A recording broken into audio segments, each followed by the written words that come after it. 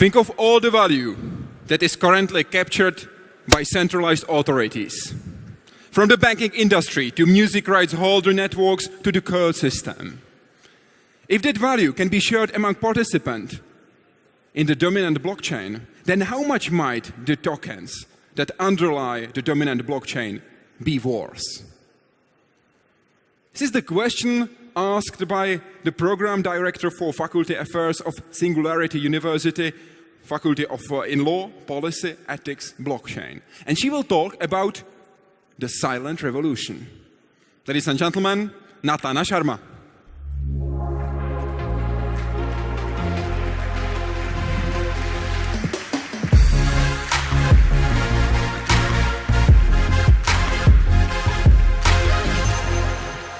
Nathana, who's the voice of the silent revolution?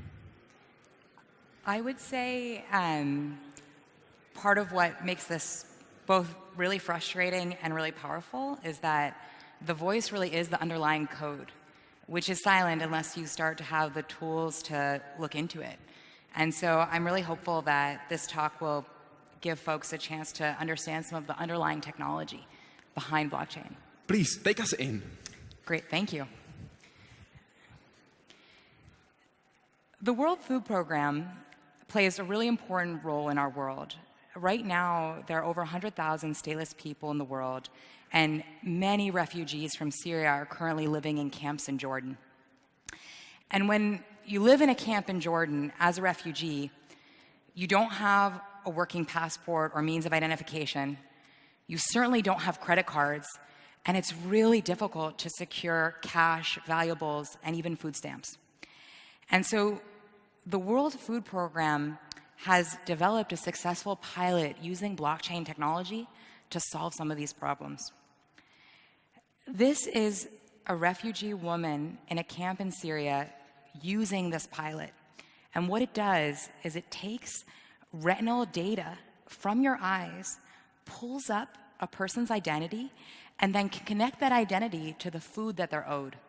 So imagine the relief of a mother who, going into a store, knows that she can actually get food for her children. And that's the problem that blockchain is successfully solving here for over 10,000 refugees. And not only that, but one huge problem when it comes to giving aid in countries, whether it's to the World Food Program, to the Red Cross, et cetera, is the large fraction, almost 30% of aid, that ends up being lost to corruption. And this 30% number is really high, and the blockchain pilot is also working to help to solve that problem. Because you start to get a ledger, a record of where transactions are flowing in a system and who's making those transactions. So let's dive into how blockchain technology actually works.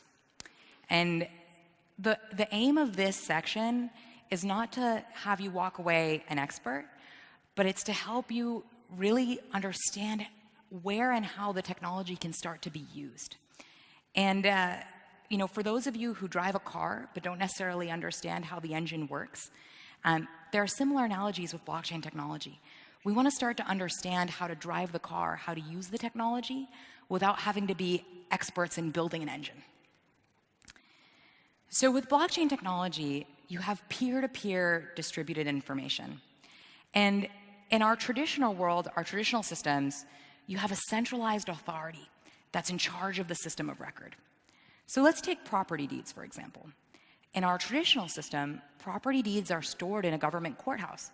The government is the centralized authority trusted to manage that system. And you know what?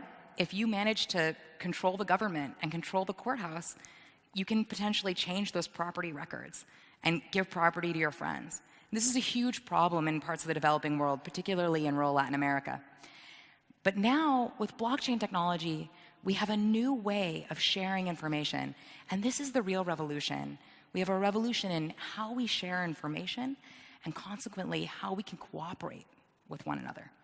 So with blockchain technology, instead of just one centralized record of information, we have peer-to-peer distributed records. So has anyone here ever used Excel? I have an MBA, I've used Excel for filling out spreadsheets. We've all used it.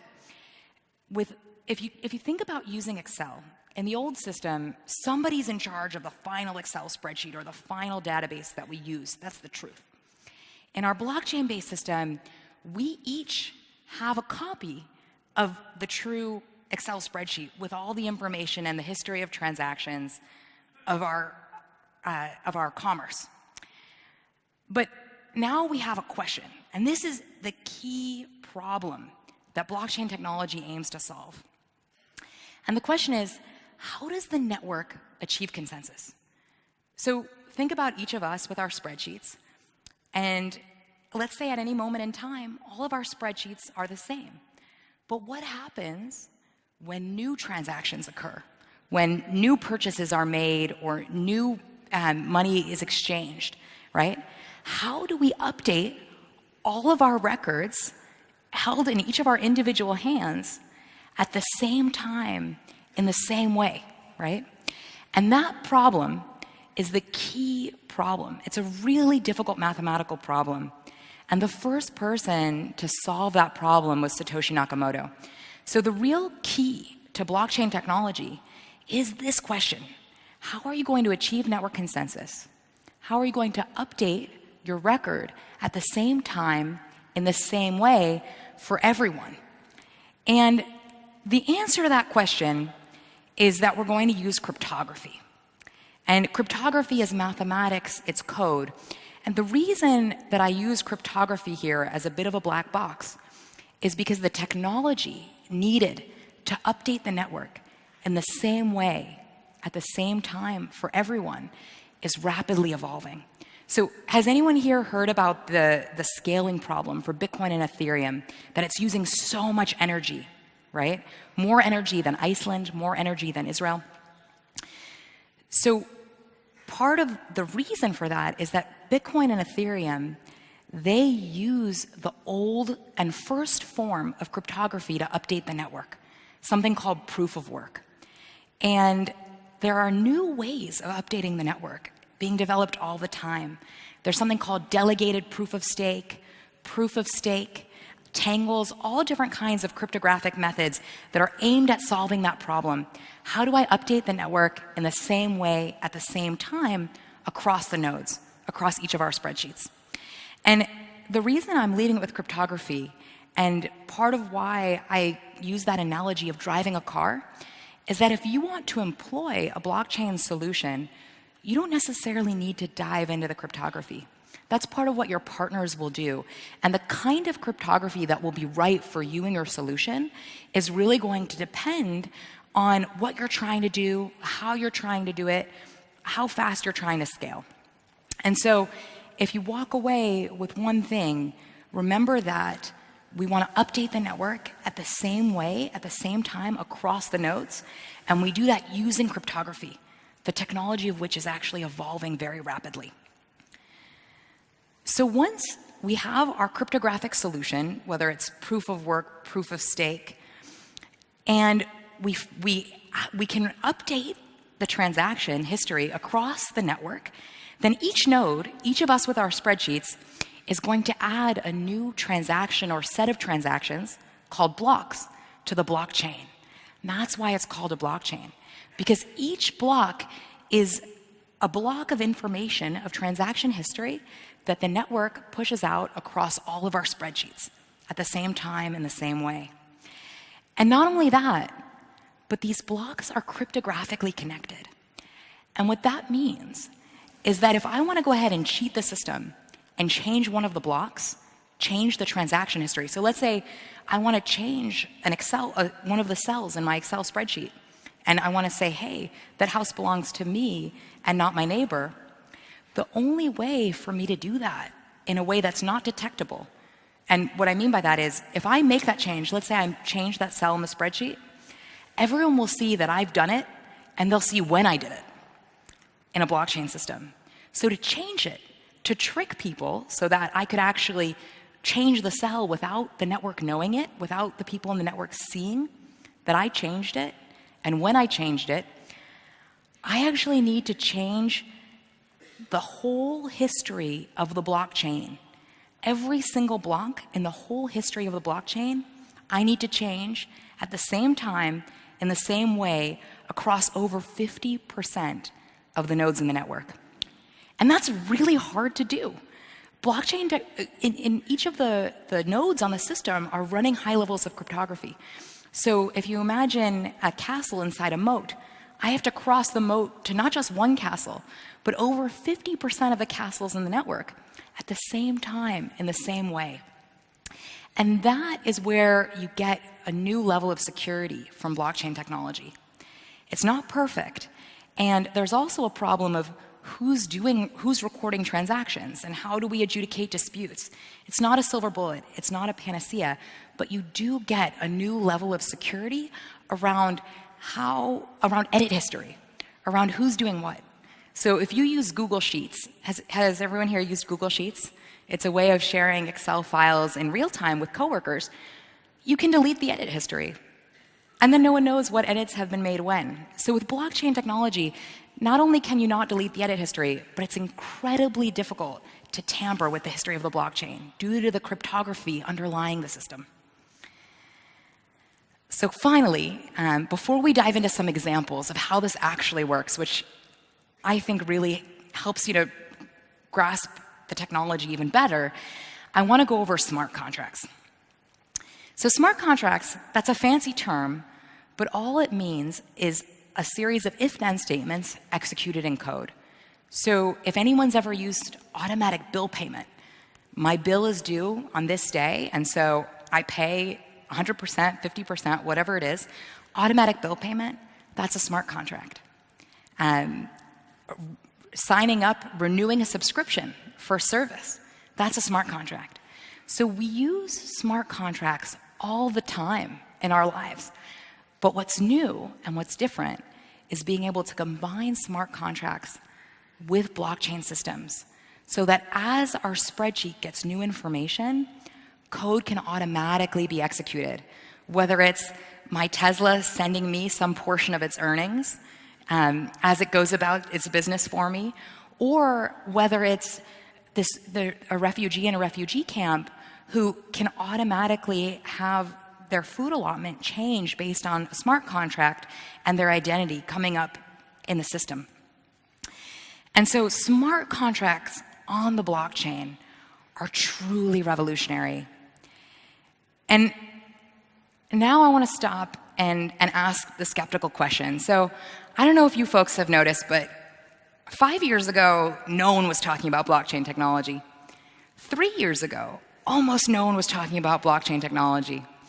In the last 12 months, blockchain technology has become incredibly hyped. And so I have this question. Why are we talking about blockchain technology now, right? All of a sudden, if it's so great, if it's so revolutionary, why are we talking about it now? And my answer is that it's crazy that we're talking about it at all because it's so new. And this goes back to David's point from Intro to Exponentials.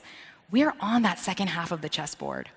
So if you take a look at the slide, you can see the ages of some of the different technologies that we're learning about today at the summit. So solar cells were first developed in 1888. The first programmable computer was developed in 1936. The artificial intelligence algorithms that we still use today, albeit with faster processing speed and more data, those were developed in the 50s. The ability to edit DNA using CRISPR technology was first discovered in 1993. And blockchain technology came around only in 2009. And the ability to put smart contracts onto the blockchain only came about in 2015 with the development of Aetherium. And so we are talking about brand new technology. And I'm going to go into some examples. And some of these examples are more developed than others. I'm going to talk about a startup and 2 large companies using blockchain technology. And the thing to remember is that these projects require smart contracts on the blockchain. And so they're brand new. They're less than 3 years old. And what's crazy is that we're talking about blockchain technology at all when it's so new. It took a long time to start talking about solar cells. And part of that is just how fast our world is changing, and also how fast some of the problems in our world are growing. Problems around computer crime, fraud, And you're going to learn more about that tomorrow. But blockchain technology, it's not a silver bullet, it's not a panacea, but it gets hyped because it poses a potential solution to some of these major problems afflicting our world today. And the fact that it's already out of the lab is what's pretty mind-boggling. One final thing before we dive into the examples. Gartner research predicts that by 2030, so 12 years from now, blockchain technology will account for $3.1 trillion worth of value. And if you plot that on a curve, that's a very sharp exponential hockey stick. And the exciting thing about this technology, and to be speaking to all of you here, is that you have the power to capture that value. We're really at the beginning of this revolution, and each of you knows your business and understands how to take these insights and use them to capture growth and to build the abundant world that we all want to live in. So with that, first example. This is a picture of Imogen Heap, and she's a Grammy Award-winning songwriter and singer, an incredible, brilliant woman. And when she learned about Aetherium, smart contracts on the blockchain, she thought, what if I turn songs into smart contracts? What if I, as an artist, can release a song and be paid directly by consumers based on how they want to listen to the song? If they want to stream it in their home, it's going to be a lot cheaper than if they want to play it at a football match or if they want to use it in a film score. And Imogen Heap went ahead and created a company to do just that. And in collaboration with Ujo Music, which is based on the Aetherium blockchain, you can actually today go and use a smart contract to buy some of her songs. Now, I do want to flag that this technology is very new and the user interface is difficult. And I have Aetherium, and when I go try to buy songs on it, it's not easy to use. We're early, but the hope and the promise and the potential of this technology is to directly connect producers with consumers. And a whole lot of our world actually makes its profit, makes its money by being in the middle. So another project, even further along, is actually a combination of Maersk and IBM revolutionizing the supply chain and international shipping. And in January, Maersk and IBM actually announced a new joint venture where they're going to be working together to develop a blockchain-based system as a service to revolutionize the 1.8 trillion per year international shipping industry. 20% of that 1.8 trillion, so $360 billion, is actually due to the cost of administration and documentation.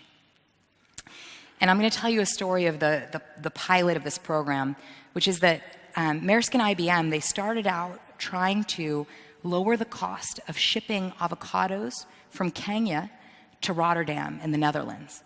And up to 20% of that cost was due to documentation. So actual physical paper had to change hands at every port and get the stamps from the right people. And if you take too long, your avocados will spoil. But if you don't pay the right people to help you navigate that process in the middle, it's really tough to get your avocados to where they need to go on time. And so Maersk, even though it was the one actually with the shipping containers holding the goods, was losing money, while international shippers, regional international companies that would facilitate getting your paperwork filled out were minting money. They had very high margins. And so Maersk saw this, they partnered with IBM and spent over $400 million to develop a blockchain-based system so that at each point along the way, instead of having to move paper from one place to another, you can actually fill out your paperwork using a blockchain-based system. And guess what? We know if the right official signed the system. We know if the right official signed the paperwork. And we also know when they signed it and exactly who signed it. And it's also a system that ports of different authorities from different countries could come together to use. And so this is very, very powerful revolution in how we do shipping. Final example, Walmart and actually many other large food conglomerates, they have a problem. And what's the problem? Well, if you're selling food, what happens if you find out that some of that food is contaminated? What happens if you find out that some mangoes you're selling have E. coli, or that some of the meat that you're selling is actually contaminated? What do you do? So in the old pre-blockchain system, It took 7 days to trace where mangoes came from on Walmart shelves. And in that 7 days, a lot of people can get sick. And so you have no choice but to pull huge amounts of your product from the shelves. With the blockchain-based system, it takes 2.2 seconds to actually trace where a carton of mangoes comes from. So we go from 7 days to 2.2 seconds, just like that. And that's revolutionary because it means that if we find out that a particular farm is dealing with blight or dealing with contamination, you can just pull the mangoes from that farm. And the same thing for beef, the same thing for spinach, and on in our supply chain. And so Walmart and many other food conglomerates around the world are in a coalition to develop blockchain-based systems to improve the traceability of food. It adds to companies' bottom line, and it increases consumer safety. So finally, we're at a Singularity University summit, and so I've told you a bit about this technology and where it is today, but I also want to talk to you about where it's going. And, David mentioned this also in Intro to Exponentials, but it's really at the convergence of these technologies that you're learning about here that some of the seeming magic is happening. It's when you combine new technologies that we really get the unexpected. And so SingularityNet is a project to deliver distributed AI services on the blockchain. And it's actually developed by a Singularity professor, Benjamin Goertzel.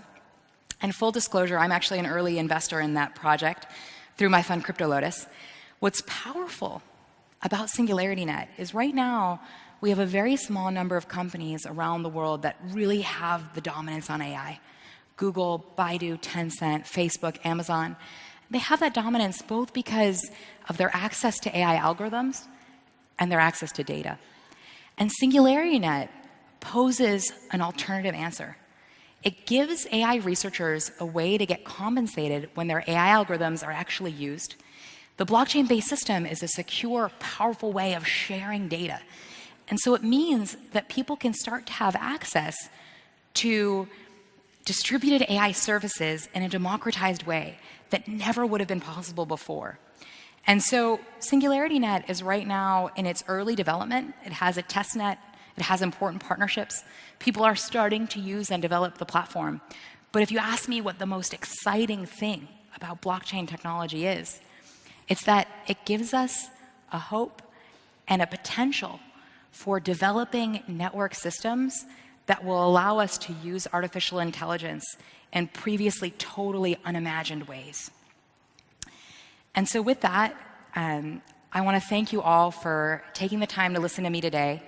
I know that we covered a lot here, but if you walk away with just one thing, remember, blockchain technology helps us to solve that problem of how do you update a network in the same time, at the same way, across distributed nodes.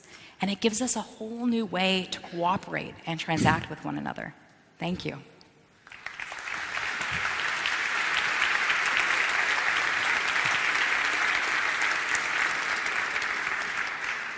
Jan Matuška is asking, in modern era, most people do not read contracts, they are signing contracts in a written form.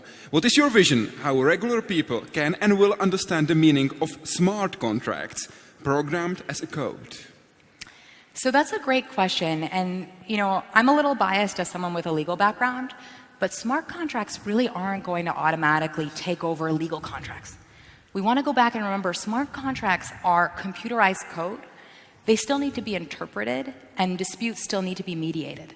And so I do think the other answer to that question is, in our modern world, it's important to become computer literate. Even if you're not going to be an expert, starting to learn some code and understanding the logic and how it flows is a really important part of starting to understand what's possible with this technology. So we have the technology, but we do not have the mindset up that is necessary to use this technology. What will affect our mindset up that we will maybe decide to truly use it? What do you think is going to be the crucial point? I think that's going to be different for each of these technologies, but for blockchain technology, I think a key piece is that it can if you use it properly, really support a business's bottom line. It can potentially reduce fraud, cut costs, deliver a whole new set of insights into supply chain management. And so part of what's getting some of the biggest, oldest companies in the world to use this technology and to invest in it so heavily is that it can affect the bottom line. And I think that's true for us here as well. So we need to be selfish and find out that it's truly useful. I think that we have evidence that it's truly useful, and we have to be selfish and also optimistic and courageous to figure out how to use that ourselves. Says Nathana Sharma. Thank you very much. Thank you. Thank you, Nathana.